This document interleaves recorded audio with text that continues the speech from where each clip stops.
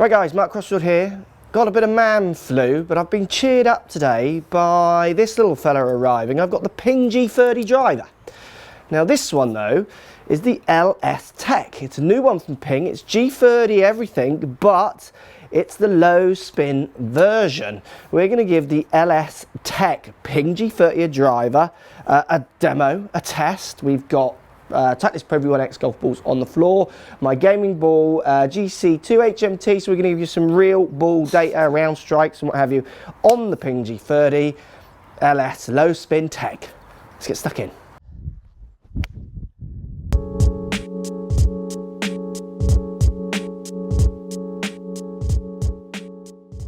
Right guys, so Ping G30 LS Tec, what we're getting G30 everything really, so it just looks like a G30. Nice big head.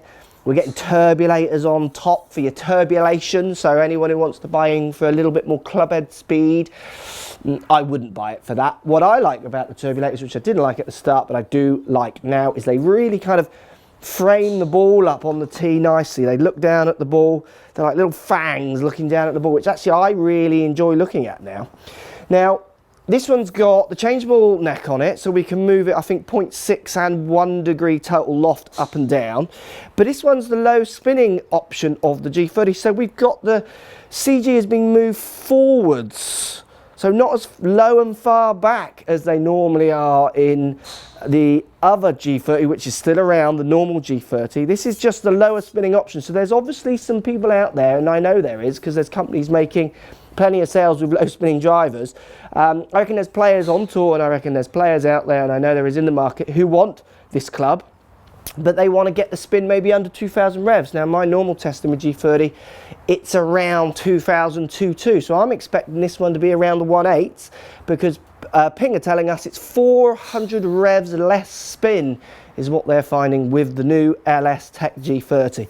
So it's really about a case of clubs for all golfers, I think, with this one. Let's give it a hit and see what it feels like. The reason I'm excited about this is I've always loved the G30. Like I say, I just get slightly better spin numbers out of other brands, lower spinning models.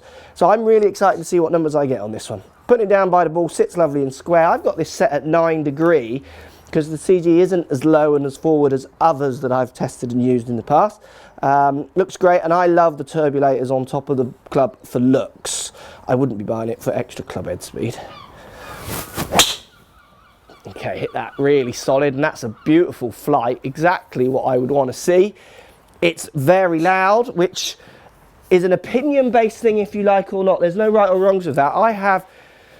I like both sounds of drivers. It doesn't bother me. It relates more to what I expect it to be, and I expect this one to make that kind of big ping off the face. I expect it to make that big sound, and I actually quite like that in the G30 range. Let's give it another hit. Oh yeah, I've ripped that, and that's high on the face. That ball's spinning fantastically. Kind of forward flight, no climb at all. Okay, let's have another go. Quite excited by this. Like I said, I've wanted and been so close to gaming G30. The lower spinning option, I think, is just a great option for people who do want this big head, friendly looking down by the ball presentation, which it gives, but still wants to get that low spinning forward drive. I hit that slightly toe and high, but it's still flying really well. Look, I'm looking forward to seeing the numbers. Let's check some numbers out on this. I love the shape. I love how neutral it sits. I'm loving the look of turbulators, but I wouldn't be buying into turbulators for your clubhead speed. I think that's much more of a marketing tagline for the company. I think it's a very clever thing to do with a club which is controlled so much, because they can't make the face any faster because they're all building to tolerances set out by the rules and the governing bodies. So by trying to get the whole mass to travel faster with aerodynamics, and quite an innovative, I mean, I've not seen that before particularly. You know, you've got to take your hats off and trying to do everything they can. I just, you know, we're talking 1 mile an hour if you're swinging it really high. So 99.9% of the population probably are not going to get anything from turbulators apart from the cosmetics. I'm going to get a lot from the cosmetics of the shape of that head, the size of it. And I'm loving the thought that this one is going to be spinning where I want a driver to spin, because I know I get my best distance when I'm around 1.7, 1.8 spin with my launch and delivery characteristics. One more here. Oh yeah, Oh, yesy, pleasy. I am enjoying that a lot. Let's check these numbers out. If these numbers are good, we might all know where this one could be going. Enjoying that. Let's check these numbers out. Right, guys, numbers time.